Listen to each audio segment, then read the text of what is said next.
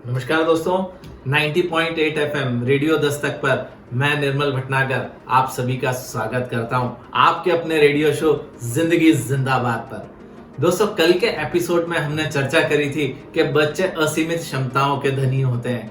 हमारा काम उन्हें सिर्फ प्रेरणा देना है जिससे वो अपनी क्षमताओं को पहचान सकें, उन्हें निखार सकें और अपने और आपके सपनों को पूरा कर सकें।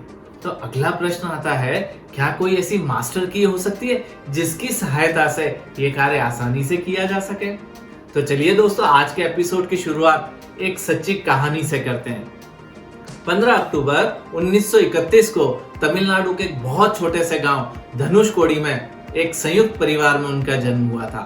परिवार चूंकि बहुत ज्यादा बड़ा था तो पिता के लिए आसान नहीं था सभी को बड़े स्कूल में अच्छी जगह शिक्षा दिला सकें, लेकिन उनके पास एक सपना था कि मेरा बच्चा कुछ अच्छा करेगा। तो उन्होंने घर पे ही उस बच्चे को शिक्षा देना शुरू करा। 5 वर्ष की आयु में उन्होंने बच्चे का एडमिशन पंचायत के एक सरकारी विद्यालय में करा दिया। बच्चे ने वहां पढ़ने जाना शुरू कर दिया। वहां उनके प्रिय शिक्षक श्री इयादुरै सोलोमन जी थे। वहां से उन्हें अपने जीवन के 3 महत्वपूर्ण लेसन सीखने को मिले। पहला, तीव्र इच्छा, आस्था और अपेक्षा से सब कुछ पाया जा सकता है। इन्हीं 3 शब्दों को लेके उन्होंने अपनी पढ़ाई जारी रखी। एक दिन विज्ञान के शिक्षक उन्हें बता रहे थे पक्षी उड़ते कैसे हैं।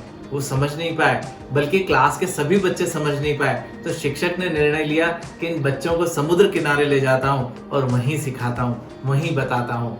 शिक्षकों ने चिड़ियाओं को, पक्षियों को उड़ते हुए देखा, उससे सीखा। उस दिन इस बच्चे ने एक निर्णय लिया कि मैं बड़ा होके विमानन के क्षेत्र में ही कुछ करूंगा।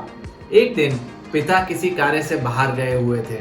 पिताजी जब बाहर गए हुए थे तो उनसे मिलने एक परिचित आए। उनके हाथ में एक उपहार था। उन्होंने पिताजी के बारे में पूछा। जब उन्हें पता पड़ा पिता नहीं है तो उस छोटे से बच्चे को वो उपहार देके चले गए। उपहार देके जाने के बाद जब देर रात पिताजी घर पहुंचे, उन्होंने वो उपहार देखा। वो हैरान थे। उन्होंने परिवार में सभी लोगों से पूछा ये कौन लेकर आया था, पर कोई बता नहीं पाया। उस छोटे से बच्चे को उठाया गया। उसने कहा पिताजी आपके परिचित आए थे, वो देके गए हैं।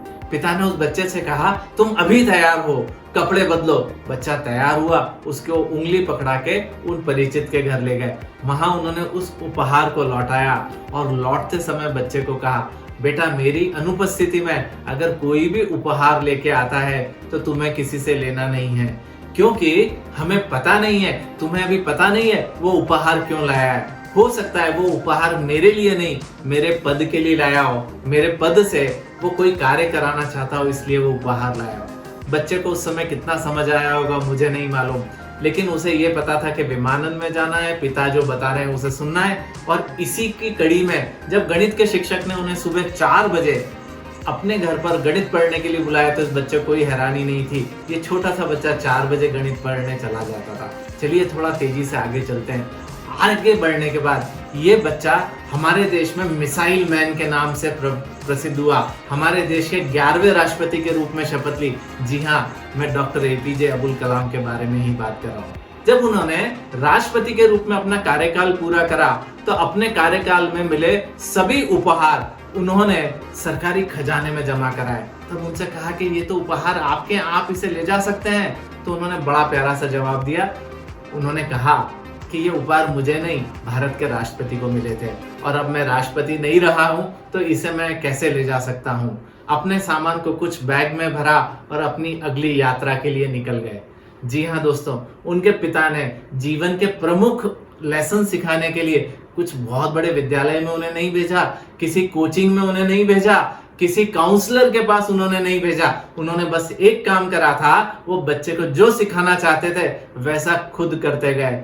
जी हाँ दोस्तों, एक बात ध्यान रखिएगा, बच्चे भाषण से, लेक्चर से, इंस्ट्रक्शन से बिल्कुल नहीं सीखते हैं। वे सीखते हैं आपने उनके सामने क्या उदाहरण पेश करे। तो चलिए आज एक निर्णय लेते हैं मिलके।